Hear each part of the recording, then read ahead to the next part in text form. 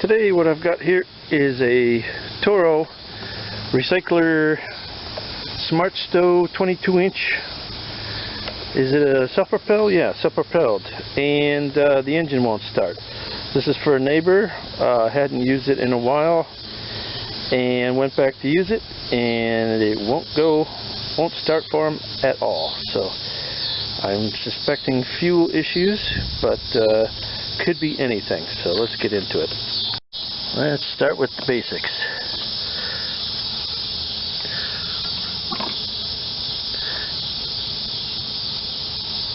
We are way overfilled with oil.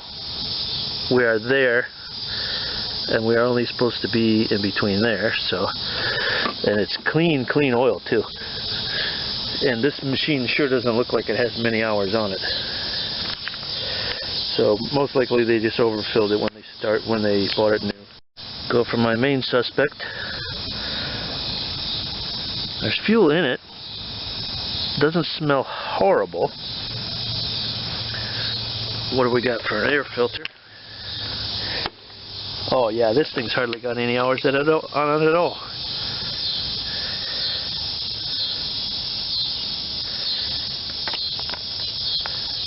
So I'll just pull it a couple times, show you what it's doing. Basically nothing.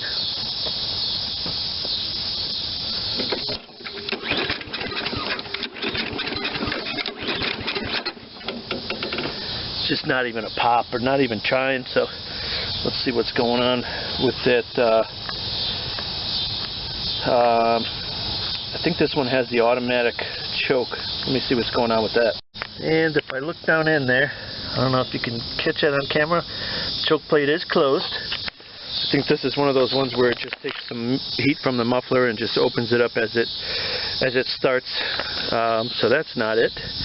I'm going to give it just a juice of fresh fuel here.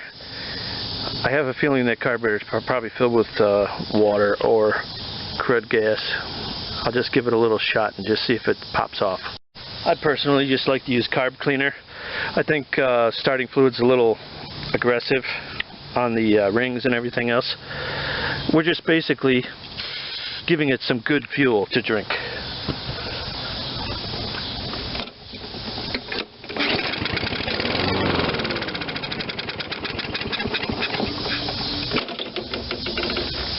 Okay, runs and dies. So spark and all the other safeties and all that we can eliminate. If it was to get good fuel, it will run. Easy diagnosis. Now let's tear into the carburetor. See how we can get this air box off. Looks like some 5/16. Two of those. And there's two other ones that look smaller.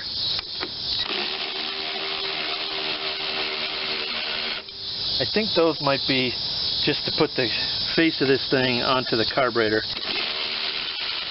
I may not have to disturb them.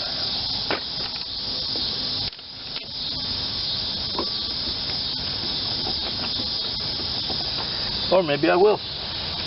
Let's do that. Are they quarter? They're probably something metric. 732 fits.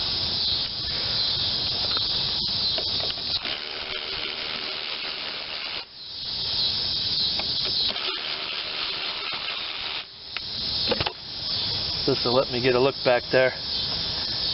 Feels like I got the the PCV hose goes on there.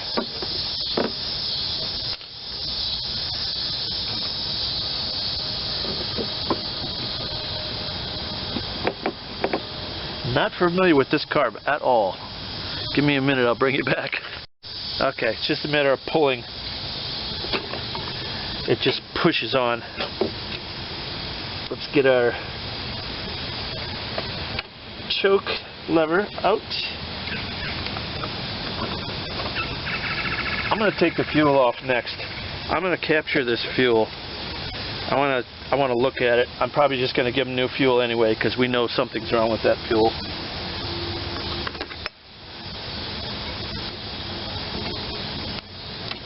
Let's see, did I fit that under there? No, but I can fit it over here.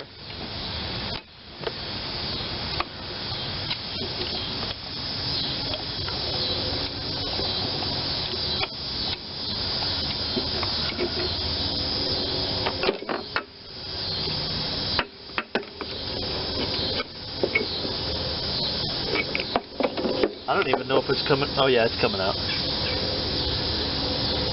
I'm going to just let that drain for a minute so I don't spill it all. I don't know, maybe I can get this off now. Here we go. It's out of the way far enough.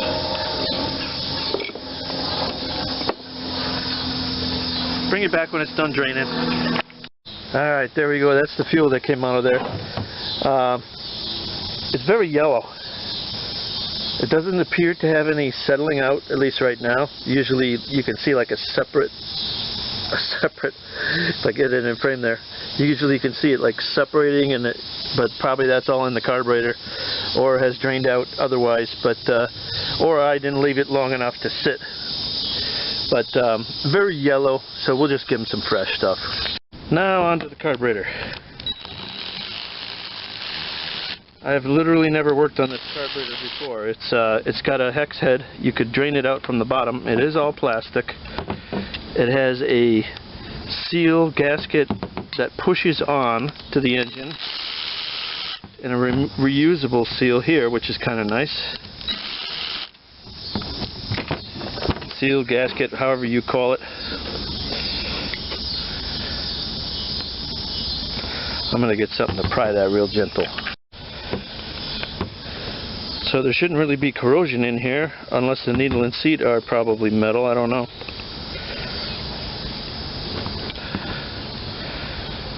Wow, she doesn't separate very easy. There it goes.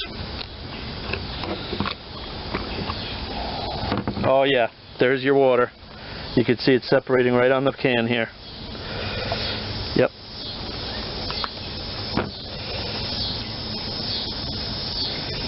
Now I'm going to show you what water looks like. I captured some of it.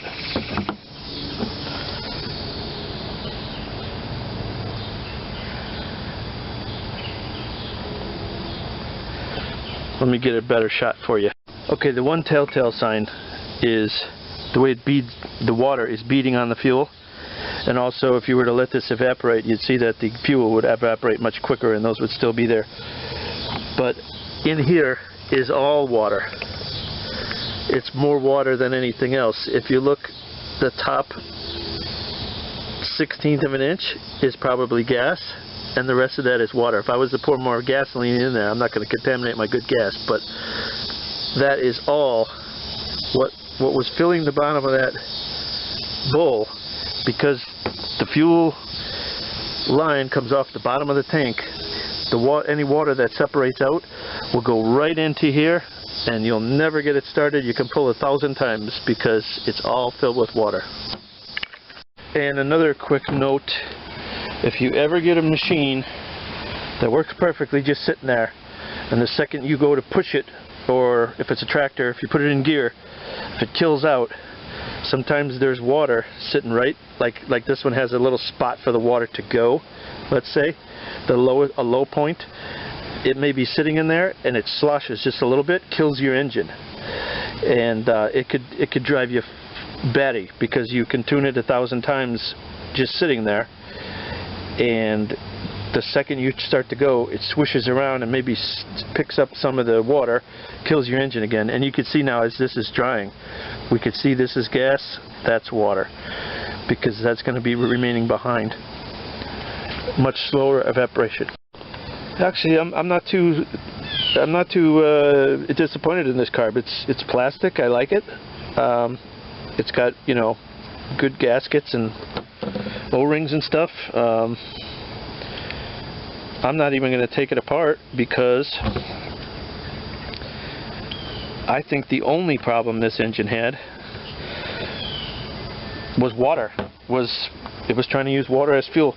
I'm just going to take and rinse this out.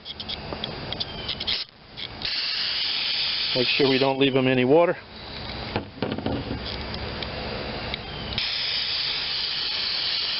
To settle out later.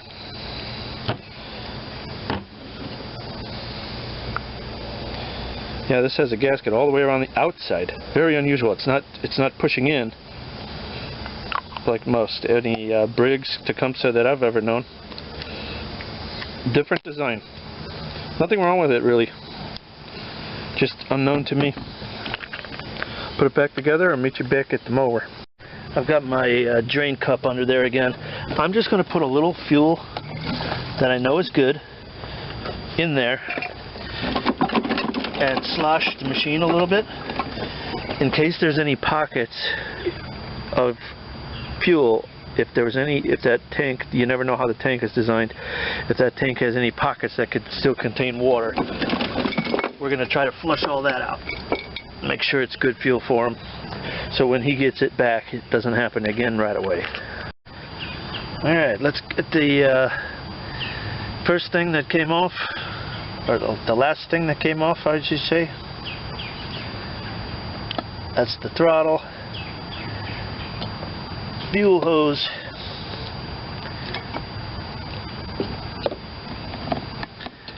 fuel hose clamp,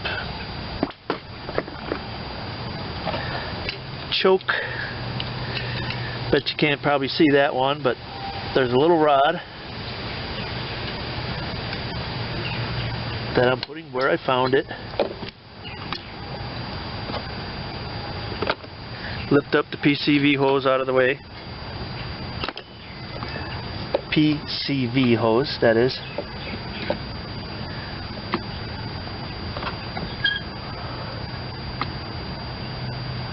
This now has to line up with the hole. Trying to see how high that's supposed to be. There we go. It's also in this slot, I think. Push that back till it stops. Alright. This hose, I'll make that connection first. Let me make sure these are free to move first of all. Yep, nothing binding there. Make the connection for the hose. Good. Everything lines back up.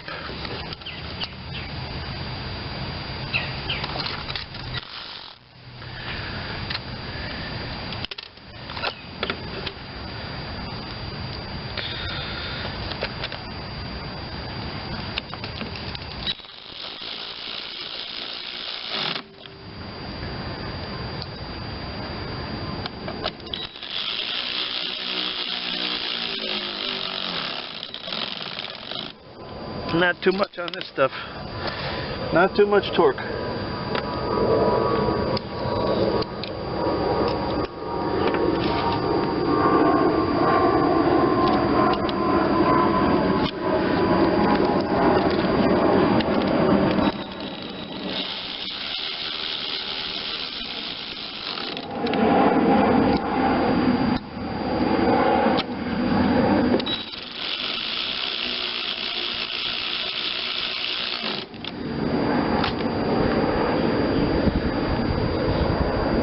Actually not a bad little setup. Everything is gasketed nicely like that when it goes on. This is rubber gasketed. Not bad for something I've never seen before. Seems to be holding for the guy just fine. Nice. Now let's get some fuel in this thing. And yes, good thing I flushed that out. I don't know if you could see right here as it floats around. That's extra water that just came out of that brand new gas that I put in that flushed out something from the tank. So there was just a little bit more there. Good thing I did that for him. I might have gotten bitten on this one if that water had settled out again in his carburetor. He'd have brought it back and said, what are you doing? Full tank of gas. True and honest cold start. I'm not the other channels. I don't fix it and then show you.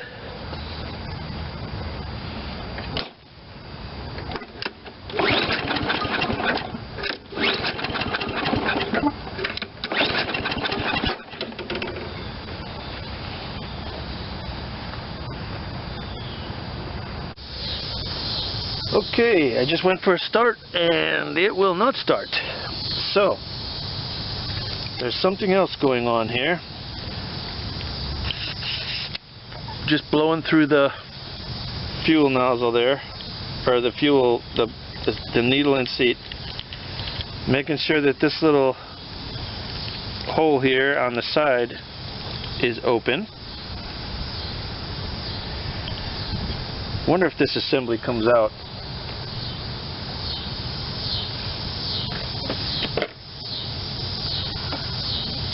Yep. Oh yeah, this is a whole nozzle assembly.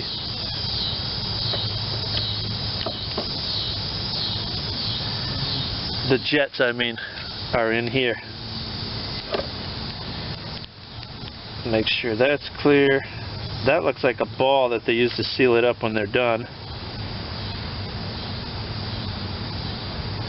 Does anything else come apart? That looks like another ball in there, so maybe this is a hole. Yep. I'm just going to blow through that and make sure these are all clear, and I think that's all it could be. I guess I should have done it the first time. I was just so sure that was just the fuel.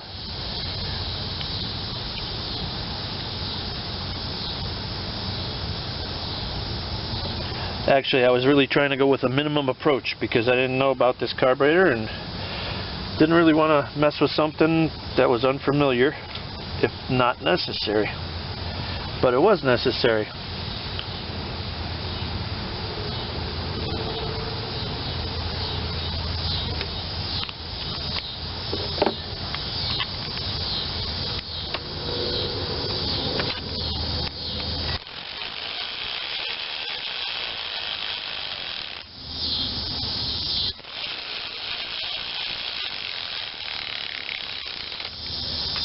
Now you get to see me put it together twice.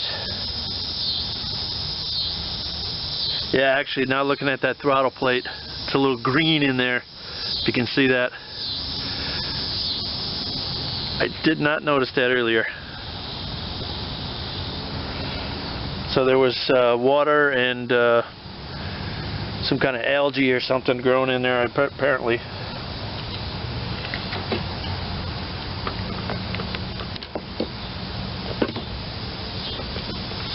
Only spilled a few drops.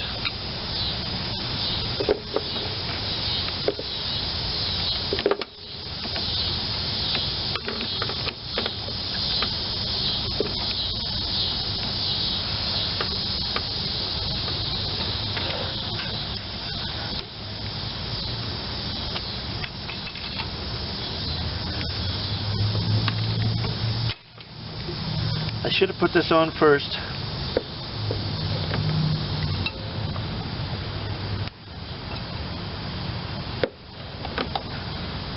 Should have got it.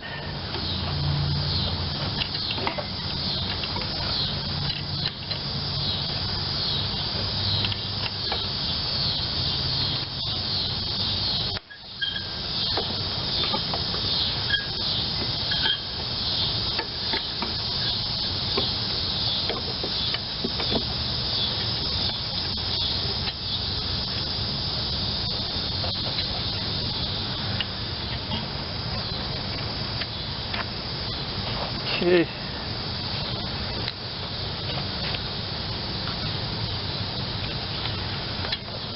You can't really try it now because that carburetor really isn't pushed where it wouldn't create a vacuum leak.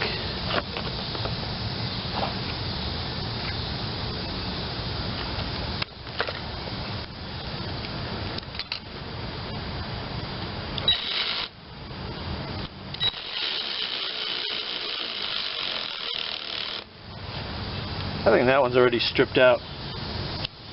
Same thing it did last time. They're just in the plastic.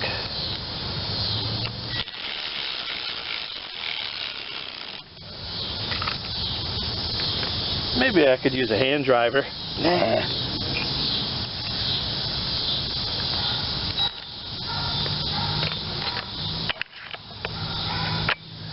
Get you a little closer there. I'm sure you've already seen these bolts go in once. So have I.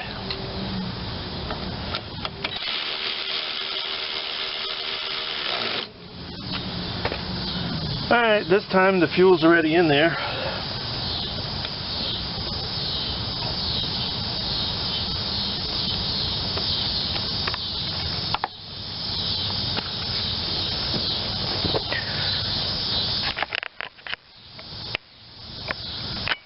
see what it will do.